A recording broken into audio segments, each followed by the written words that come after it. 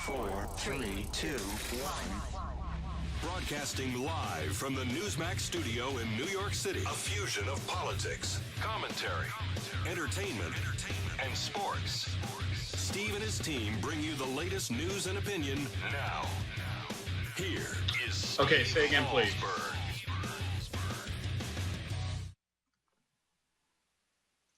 Investigate. Naturally, sometimes it's difficult to contest an election, obviously, but we do know that 35,000 Democrats crossed over, and we know many of those Democrats did vote in the Democratic primary just 3 weeks ago, which makes it illegal. We likewise know that we have a statute, a law in our state that says you cannot participate in a primary unless you intend to support that primary winner in the general. All right, folks, welcome back. That was Chris McDaniel, who lost in his runoff in Mississippi to Senator Thad Cochran. And he was talking on the Mark Levin radio show, and he's pointing out all what he views as irregularities in the primary and in the runoff. And joining us right now, as mentioned, is J. Christian Adams. Hello, sir. Hello, how are you?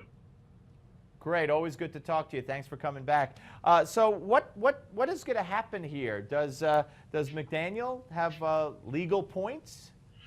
Well, I mean, look, the question is whether there's evidentiary points, and that's the big question, because it is illegal to vote in the Democrat primary on first week of June, and then to vote on Tuesday.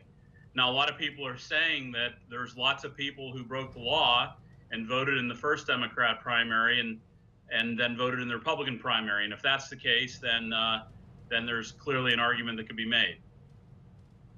Yeah, so he would have to show that, and I guess to do that you would have to have record of the same people actually voting, and of course this brings into question voter ID and how helpful that would be in getting to that conclusion. Correct?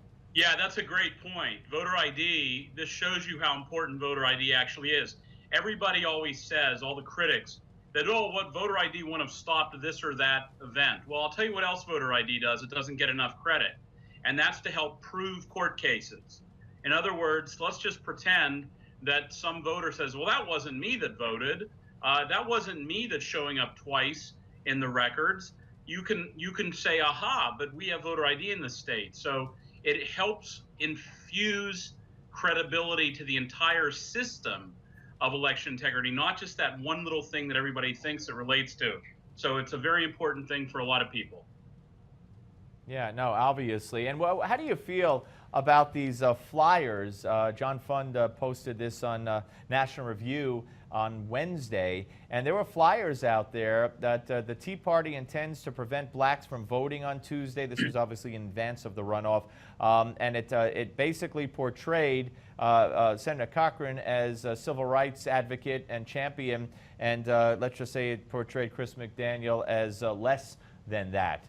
This is politics as usual, or is this above and beyond politics as usual? Well, it's despicable racial politics as usual. This is usually the stuff that the Democrats do in national elections, is claim that Jim Crow is about to roll back into town. But it's unusual to have a Republican using these sort of racial appeals to the most primal fear that humans have of being intimidated. So, look, there's something else to think about here, and that is that all of the things we hear about voter intimidation and this election, it's really a case where one side adopted the dirtiest tactics that we've long complained about and used it against another Republican.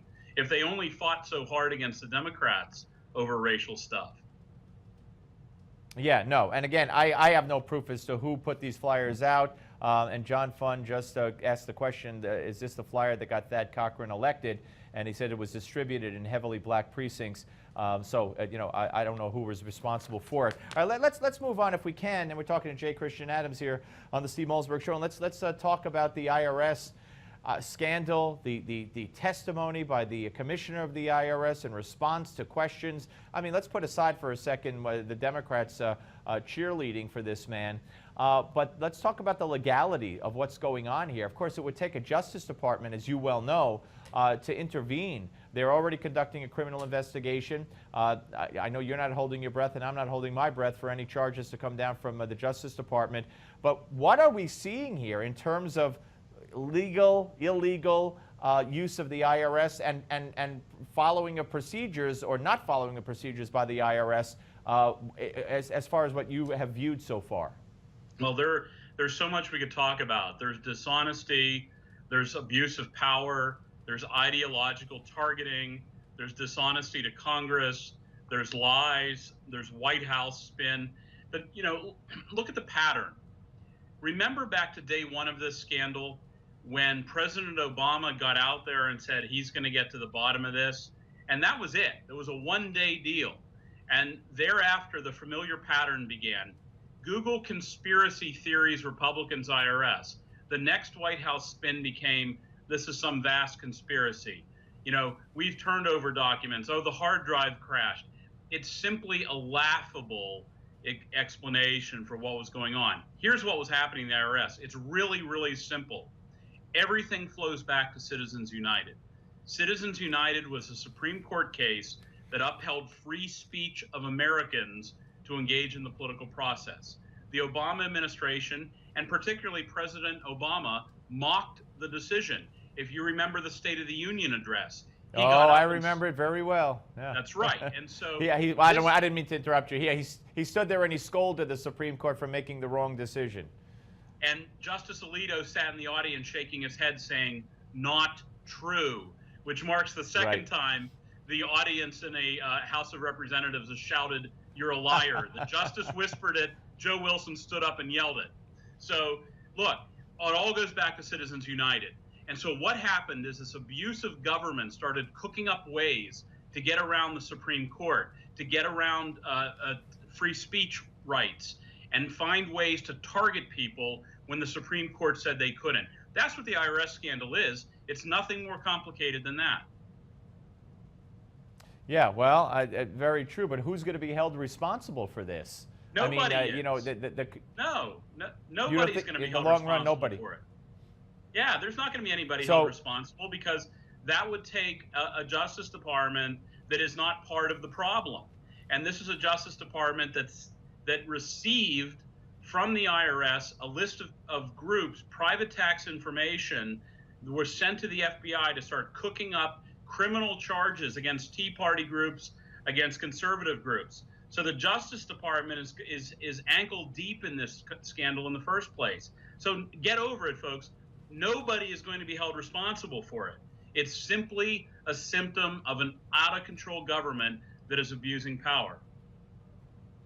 All right, well, let's talk about, you mentioned abuse of power. Let's move on to the Supreme Court decision today, a 9-0 decision with regard to the recess appointments that the president made to the NLRB. Again, another example of you know, what you refer to as abuse of power. They say that he abused his power and right to make those appointments. Yeah, that pesky Constitution gets in the way again. Look, this is the NLRB appointment. Well, after all, it is a flawed document, according to Obama. Remember that. I'm so glad you brought that up because it was such a revealing quote when President Obama stood there and talked about how this system, the structure we have, gets in the way of what he's trying to do. He stood up and basically said the Constitution is a nuisance to what he wants to achieve. So why should it surprise anybody when he behaves like the Constitution is a nuisance? And the Supreme Court case today, the Supreme Court, 9-0, I might add, ruled that when the Constitution says you can only make a recess appointment when the Senate is in, drumroll please, recess, it shouldn't surprise anybody. What really is the question is, why did this radical Justice Department, why did this radical Solicitor General's office at DOJ make the argument that the Constitution is just a suggestion rather than the law? Yeah, no, that's well, I mean, it's kind of rhetorical in a sense, and of course Obama made those remarks of it being a flawed document way back, and has since updated those remarks, and went so far as reportedly, because there's no sound of this, not too long ago, a few months ago at a fundraiser, to talk about how the fact that there are 2 senators from each state is also preventing him from doing what he needs to do. So and now we have the presidential spokesman yesterday saying we will not wait for Congress to act with regard this time to immigration. Talk about what we're seeing with regard to immigration from this administration in not enforcing the laws, taking out an ad, Homeland Security, DHS taking out an ad in January for escort services for unaccompanied alien children, and now feigning innocence on this humanitarian crisis that they've created. Yeah, this is classic Cloward and Piven. This is collapse the system. The far left, of which Obama is a product of, the far left 50 years ago developed an idea to collapse the system. You overwhelm the system to get fundamental change. And there's lots of different ways they do it, whether it's in election law, whether it's in welfare, whether it's in city services. But one of the ways you also do it is by flooding the border with hundreds of thousands of people that the system simply cannot absorb. And what that allows them to do is make immigration reform a fait accompli, that it's simply going to happen whether the law passes or not. And this is classic Cloward and Piven. This is classic Alinsky. It's not even close to being debatable. This is how the far left was cooking things up 50 years ago. J. Christian Adams, always a pleasure to speak to you, sir. Thank you so much. All right, take care. Take care. All right, folks. No one will be held responsible for the IRS. Get over it, folks. No one will be held responsible because the Justice Department is into this ankle deep. Not very encouraging, but I fear very, very true. If you folks want to weigh in on social media and through email or Facebook or Twitter or anything else, keep an eye on the screen. There it is. They're good. We'll tell you how to do it. Do it. I would like to hear from you.